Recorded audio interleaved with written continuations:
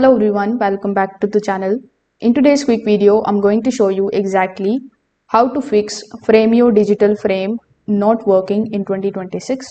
Now, in order to fix it, the very first thing that you need to do is to simply check the power connection.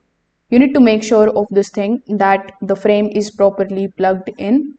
You can check the power cable and the adapter. If the screen is completely off, you can try a different power socket as well. Now you need to simply just press this particular power button on your Frameo digital frame. So when you press and hold it, you are going to see this type of option inside it. So here you just have to tap on the option of restart in order to basically restart your system.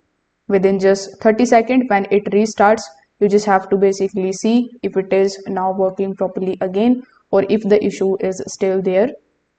If the issue still persists, simply just go to the settings. Now inside the settings, simply go to Wi-Fi. Over here inside Wi-Fi, you need to make sure that the frame is connected to the Wi-Fi and the Wi-Fi is also working.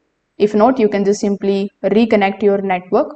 Without Wi-Fi, most of the features will not work properly. Now inside the settings, you need to also tap on the option of About and look for any of the updates available. If you see any of the updates available, simply tap on them and you need to install that update.